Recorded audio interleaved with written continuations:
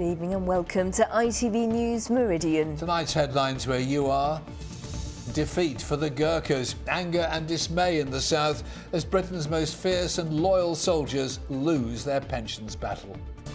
Fighting back, patients in our region become the first in the country to receive life-changing treatment for high blood pressure. Military milestone, a special report on the 100th anniversary of a defining moment in World War I, when tanks went into battle for the first time. And join me live for a European adventure. I'm pitchside at St Mary's Stadium, looking ahead to an historic night for Southampton Football Club.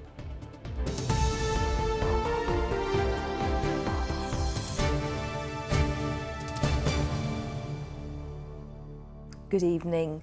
They have the reputation of being the most determined of fighters, but today former Gurkha soldiers based in the south have been forced to accept defeat over their pension rights. Yes, the European Court of Human Rights has ruled the government acted within its rights by denying Gurkhas who served before 1997 a full British Army pension.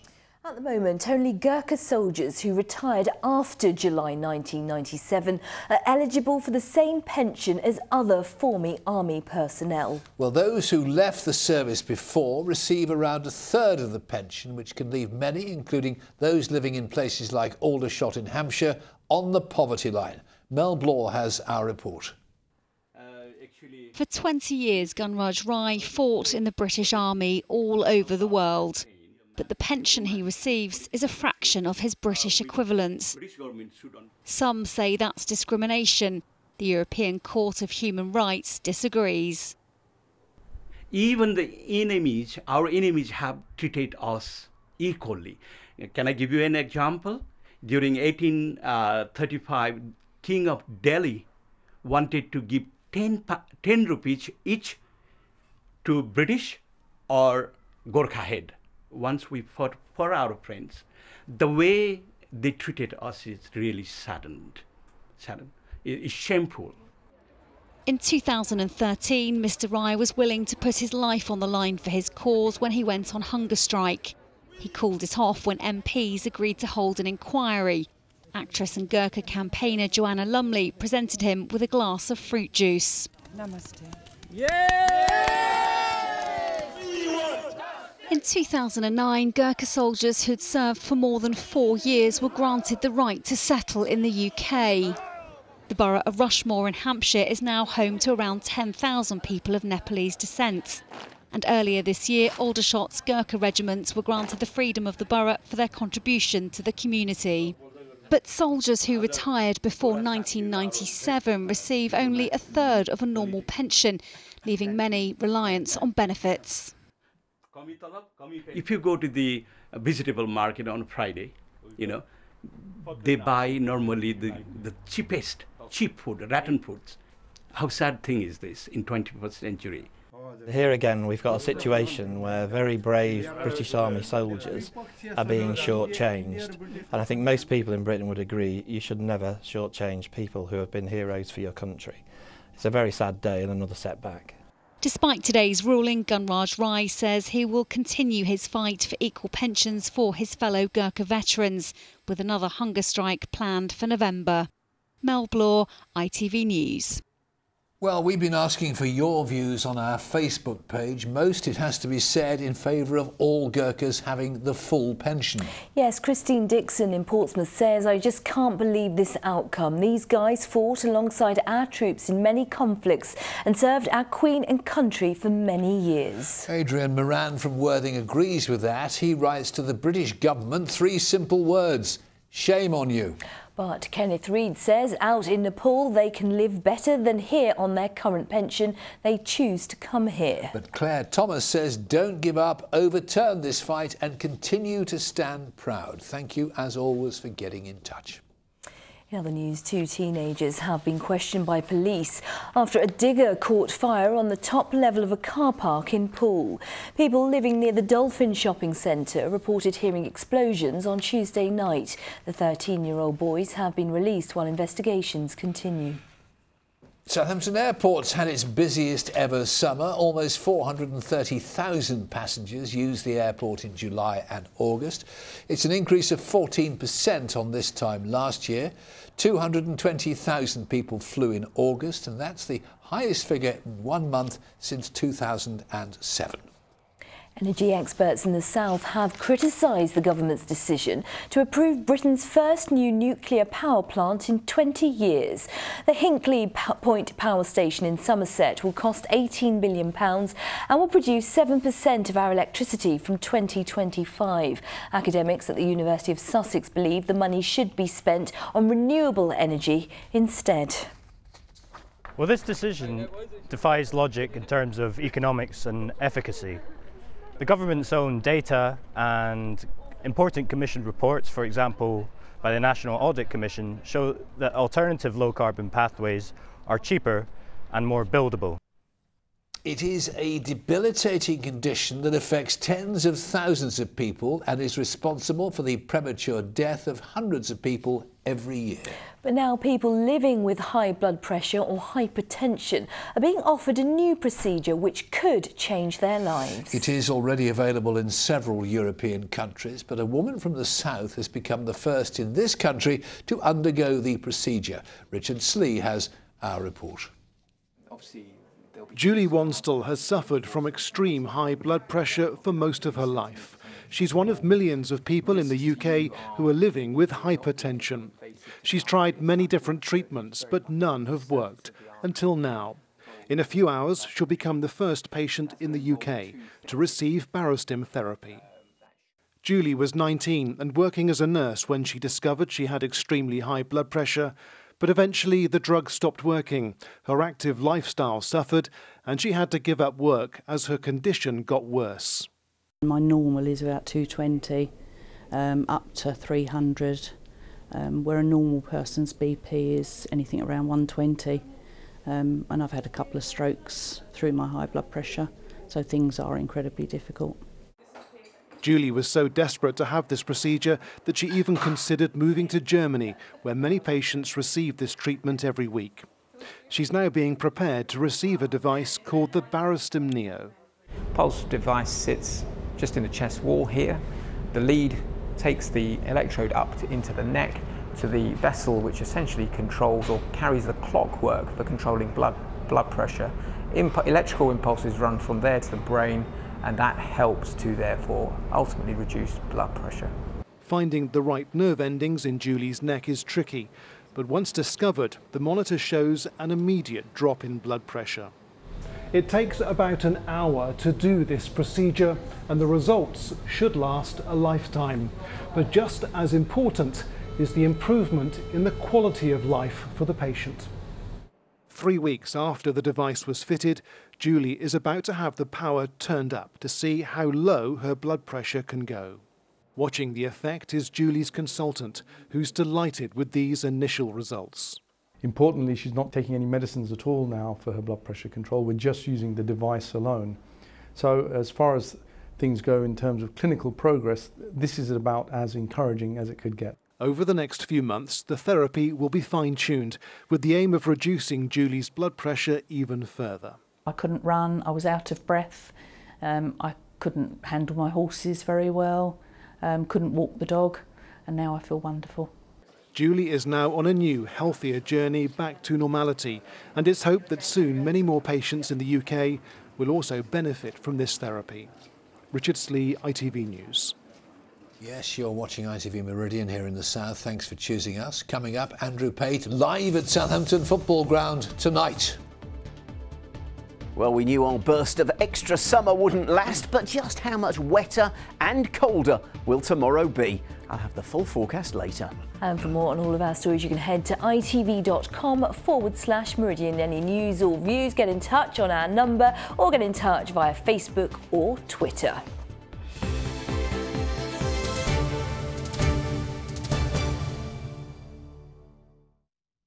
Now, it's controversial, but it's emerged that many of the nation's worst and most violent crimes are often linked to mental health issues. But are the authorities doing enough to protect the public from those whose illness could result in harm to those around them? Well, that's the question being asked in ITV's Tonight programme, Care or Crime, on your screens here at 7:30. With more, Lauren Hall. The last time I was like this, I killed someone. I can be extremely dangerous. I don't want to start hurting anyone, please. These 999 calls were made by Nicola Edgington. Hours later, she'd killed a woman and attacked another. It was very, very difficult, as anyone would expect for losing a loved one in such a horrific fashion, especially by a complete stranger. The murder of his mother, Sally Hodkin, was witnessed by a passer-by, already on the phone to the emergency services. She's running up Elgin Road. Oh my God! You've got to get someone in! Nicola Edgington had a long history of mental illness. She'd been detained after killing her own mother. Len believes she was released too soon. When people don't get the care they need, they can end up killing themselves or killing somebody else. That's what can happen. Oxley's NHS Foundation Trust says an independent homicide review has been commissioned, and it would be inappropriate to comment further while it's underway. It's our police who are often on the front line. It's estimated around a third of their work involves responding to those experiencing a mental health crisis. It's a massive demand on us. Obviously, there's other stuff that we can be doing in that meantime. We're not mental health trained, but ultimately we've sworn an oath to protect people. Many experience mental health problems, and the overwhelming majority are not violent. There's a far greater risk that someone will self-harm or take their own life than pose a risk to anyone else. I get so scared every time I walk through the front door that what I'm going to find. Am I going to find that she has committed suicide? This mother, who's asked to remain anonymous, says her daughter's been let down. To me, the fact that a girl is crying out for help, they are saying to her, you don't need to be in a hospital. You need to be at home with your family. Is completely wrong. We can't just sweep mental health under the carpet. We've done that for centuries, and we now need to bring it out into the open. The Health Secretary says the government's increased spending on mental health services to record levels. He says we've made good progress, but more needs to be done. It's a sentiment shared by many of those affected by mental illness, who say people need to get the right help at the right time. Lauren Hall, ITV News. And as we said, you can see more on that story, Care or Crime, on ITV's Tonight programme here at 7:30. More news. John Lewis, the owners of Bracknell-based Waitrose, have revealed a large fall in profits. The group today announced a 15% drop over the past 6 months to just under £82 million. It says it's been held back because of competitive pricing and increasing pay. ITV News presenter Alistair Stewart has been recognised for his charity work with the Hampshire Hospice. He's patron of Naomi House and Jack's Place at Sutton Scotney near Winchester. Alistair received the Charity Champion Award last night. He fronted the charity's appeal to raise more than £4 million to refurbish the hospice. Well done, Ali. Meanwhile, last month's Brighton Pride raised £100,000 for local charities. 300,000 people joined in with the celebrations last month. Pride has now raised more than £300,000 over the past 4 years. Exactly 100 years ago today, a terrifying and formidable new weapon appeared on the battlefield of the Somme. After 2 months of slaughter and stalemate, there it was, a British invention aimed at breaking the deadlock. Well, special events in London today and at the Tank Museum in Dorset this weekend are marking the centenary. Our correspondent Martin Dowse visited the fields around the village of Flers in France, where the first action took place, and he tells the story of the brave men who fought an experimental battle. Britain's new secret weapon arrived on the Somme in September 1916, disguised in transit as a delivery of water tanks. The decoy name stuck. At dawn on the 15th of September, 32 tanks formed up along the British lines in this area. Of those, though, only 25 then successfully moved off towards the German trenches. Commanding the first ever tank into action was 25-year-old Harold Mortimer, with just a few months' training behind him. In another tank was 23-year-old Cyril Coles, a corn miller from Dorset before joining up. He'd also had very little training. This was an experiment. The battlefield was the laboratory. Mortimer, Coles and their comrades were the guinea pigs. Cramped, hot and breathing in diesel fumes with his 8-man crew, Cyril Coles would have been here in the tank, manning a machine gun and firing away at the German trenches as they advanced. As tank commander, Harold Mortimer would have been sat up here, looking through this hatch at the enemy positions ahead and directing his and several other tanks as they advanced towards them. Their mission was literally to clear these trenches, which were in a sort of zigzag format, of the German machine gunners. When his tank appeared at this trench, the German soldiers, just as a man, they dropped their guns and they ran. I mean, just imagine you're in a trench, you're young, you're scared, and suddenly, you know, out of nowhere comes this enormous, enormous monster, and it's firing at you. The appearance of these lumbering monsters out of the noise and smoke of the battle did initially cause surprise and panic among the Germans, but they soon rallied in the face of the new weapons and poured down fire on them.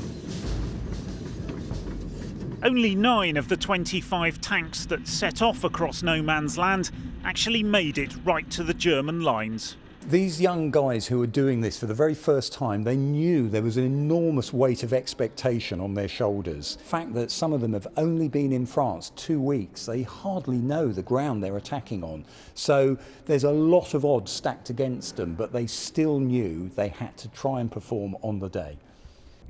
Leading out in front, Mortimer's tank attacked German positions here on the eastern edge of these woods. But it was soon hit by shell fire, possibly German, possibly British, and the crew had to bail out and try and make their way back across no man's land. The crew escape and they make it back to the front line. So Mortimer survives the day, and in the end he comes back to Bovington to actually train further tank crews. He survives the war. Coles' tank had managed to continue in the attack down towards the village of Fleur over there, but then it too was hit by shell fire and knocked out. He bailed out with the rest of his crew, but was instantly cut down by German machine gun fire. He now lies in one of the peaceful cemeteries dotted around the village of Fleur, as well as being remembered at his local church back in Poole. The battle lasted a week and was the last major action of the Somme campaign. It gained a few thousand metres of land and cost nearly 30,000 Allied lives. Despite the bravery of the crews, the tank's debut performance had been disappointing, but the top brass spotted potential in what they'd seen and ordered hundreds more to be built. I mean, I'm very, very proud of him, obviously very proud of him. He did say to me that he felt it was a great shame that the tanks were used in such a piecemeal sort of way. And so he said, well, with that kind of shock factor, it would have made much more sense to have waited a little bit and then to have had a really strategic mass attack with lots of tanks. That first attack, we learn a lot of lessons, we go away, we improve. The following year at the Battle of Cambrai, they use over 300 tanks in a much better planned and thought through operation. It cuts a 3-mile wide hole in the German front line, 3 miles deep, a great success. And they actually ring the church bells back in England. This is the first time we've got that sort of a victory. So the tank has its day. Martin Dowse, ITV News. And we'll have the second of our special features on tomorrow's programme, looking at how our modern tanks operate and why we still have them 100 years on from the Somme. Right, time for sport now. An historic night for Southampton Football Club, playing their first ever Europa Cup group match. Live for us at St Mary's now is Andrew Pate. Andrew, a lot of European nights to look forward to. Absolutely, Fred. It all kicks off here tonight against Sparta Prague, but Saints fans can look forward to at least 6 matches and some very exciting trips. After this evening's game, they then go to Hapoel Be'er-Sheva in Israel in 2 weeks' time. Next month, 5,000 fans will travel to the San Siro as Saints face Inter Milan. After Inter have visited, they go to Prague to play Sparta, with the final game back here at St Mary's against Hapoel Be'er-Sheva. Now, tonight's match is the first time Southampton have ever played Sparta Prague, and Saints will want to continue their great home form in Europe. They've only lost once in 14 matches at home. That was against Sporting Lisbon in 1981. The team haven't started well in the Premier League, but are training hard, hoping tonight will kick-start their season. And defender Virgil van Dijk says he can't wait for the European nights. Well, I'm looking forward to it a lot, obviously. You know, as a club, it's amazing to be in this competition, and you know, Southampton come from far, and to be in this competition right now, it's amazing. So we need to enjoy it, but still, you know, we have a lot of opportunities coming as well to get hopefully a good result and then maybe progress in the group too. So the players are ready for Southampton in Europa, but so are the supporters. Two fans, who are musicians, have formed a group called the Red Stripes, and they've released a charity song, which is rather catchy. In the tunnel leading to St Mary's, the Red Stripes came in character and in high spirits to tell us about their song. Southampton in Europa. Southampton in Europa. Southampton in Europa. Southampton in Europa. Why have you come up with this song?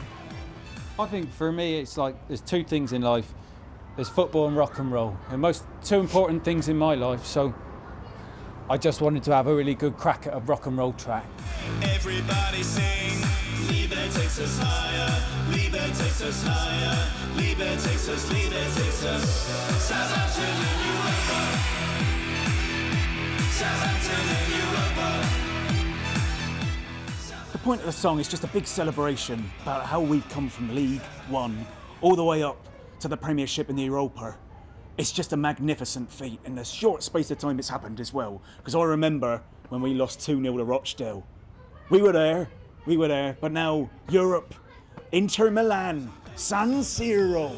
Liebe takes us higher, Liebe takes us higher, Liebe takes us, Liebe takes us. Southampton in Europa. Southampton in Europa. How do you think Saints will do in Europe this season?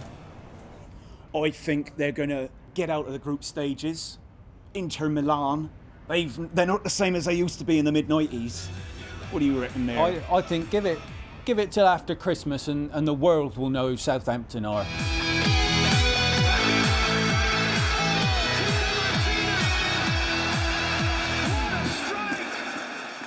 The song can be downloaded, with all profits going to the Countess Mountbatten Hospice. I told you it was catchy. One other sports line tonight, because the South athletes have continued their great success in the Paralympics. Most notably Michael Jones from the New Forest, who's won gold in the 400 metres freestyle. He dedicated the win to his father, who passed away 2 months ago. There are more medal hopes still to come, with the closing ceremony on Sunday night. But this evening it's Saints v Sparta Prague as Southampton kick off their European adventure. Can they do it, Patey? Can they win? They can win. My prediction, Fred, 2-0 Saints. Fantastic. Let's hope you're right. We'll soon find out. Thank you, Andrew, very much. Brilliant. Thank you. Now, we've all seen what happens when a photo shoot or publicity stunt for someone famous goes wrong. Yes, it's likely to be caught on smartphones nowadays, but over the years, TV cameras and newspaper photographers have been there. Remember this, for example, 1983, Neil Kinnock heading to victory in the Labour leadership campaign in Brighton with wife Glenys. Do you want a real story? Go on then. I'll walk on the water. How about that? Yes, well, not quite caught by a wave, and wait for it, toppling over. Oh dear, poor Glenys couldn't bear to look, could she? There they are running off the beach. Mr. Kinnock appealing to the paparazzi's better nature about using the footage. He said, please do not use it, but of course they still did. That's from our archives. One man who was there taking the pictures, Fleet Street photographer Brian Harris. Well, he's now retired after a 5-decade-long career travelling the world and has published a book on his experiences. Here's Chloe Keedy.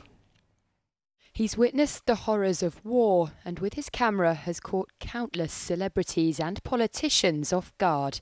A former Fleet Street photographer with a career spanning nearly 5 decades, Brian Harris decided to document his experiences after a member of his family was diagnosed with dementia. My partner, Nikki, she said, you've really got to get your stories down because, dementia can hit anybody at any age. So I decided to write it down. It's quite a cathartic experience, actually, because you really are, unloading your hard drive of a brain into a permanent form, and now I don't have to remember anything anymore. I can forget everything.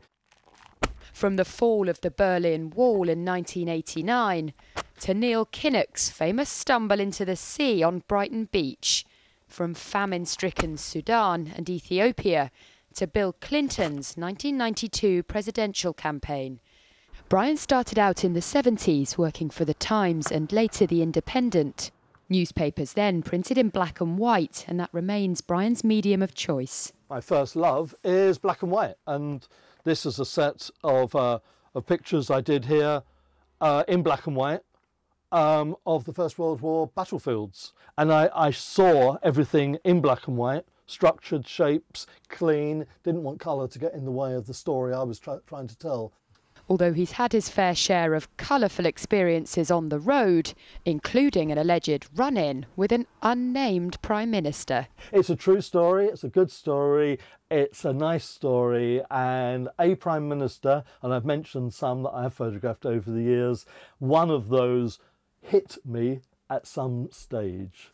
One of the rare moments in Brian's life that wasn't captured on film. Chloe Keedy, ITV News. Well, the weather's been picture perfect, hasn't it? Can it continue? Here's Simon now. No, it can't, but you'll find that out in the forecast. But speaking of pictures, some glorious ones have been coming in while we've been having the lovely weather. That's from Rod Stewart in Sussex. Not the Rod Stewart, a different one. It's a rainbow in the sky, about 5:31 evening. Cloud iridescence you're looking at there. And have a look at this. Katie Stowe sent in this picture. Oh, no, hang on, that's Leanne Addison who sent in this picture that her daughter Annalise spotted. That there is an upside-down rainbow. Also, Katie Stowe sent in this one. That's a rainbow cloud, she calls it. And another one was spotted by Elaine Pope. She was on her way home from work. Knew it wasn't the sun because that's on that side of the photo. Knew it wasn't raining, so it couldn't have been rain. So actually, that is what you call a sundog. So what you got there are 3 things that are all caused by, not rain, but ice crystals in the upper atmosphere, which you get on very glorious blue sky days. The sunlight refracts through them, different angles, and you get all of those different things. So that's like a rainbow without rain. You could have worked on a show called How. That's how for now. It's not quite how for now because we're going to have the forecast. And it's not good news particularly. Well, it's not as good as it has been, put it that way. All right, let's find out. Here with all the details now, Simon Parkin.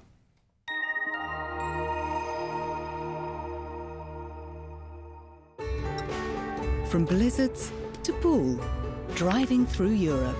Eurotunnel the Shuttle sponsors ITV Meridian Weather. Well, this gorgeous picture from Nick can mean only one thing. There's yet more rain on the way. Some quite hefty showers knocking around today. And over the next 24 hours, more rain too. So the showers will continue for a time. Again, still heavy and thundery. And then they start to merge into a rain band that's going to work its way eastwards through tomorrow morning. So a Met Office weather warning that basically stays with us until tomorrow afternoon because there could be an awful lot of rain in a short space of time. A lot of surface water around, bad driving conditions, certainly a few of those around tonight. As I say, the showers will eventually fade away and then that next lot of rain comes in. All the while mild and muggy overnight, 16, 17 the low. Now come tomorrow morning, a tricky journey to work or school with more of that heavy rain around, but the band is pushing away and by the afternoon things will be looking drier and brighter, but it will feel a good deal cooler. Temperatures tomorrow 18, 19 degrees. That's almost 10 degrees cooler than it's been today, so a big change. As for your high tide times, in Bognor, 11:30 in the morning, 10 to 12 tomorrow night. Eurotunnel the Shuttle sponsors ITV Meridian Weather. In just a moment, we've got the ITV Evening News tonight with Mary Nightingale and Mark Austin. Sangeeta's got our late news for you, so do join her if you can. But for now, from the team here at ITV Meridian, thank you very much indeed for watching. Take care. Sangeeta later. All of us tomorrow. Bye-bye. Bye-bye.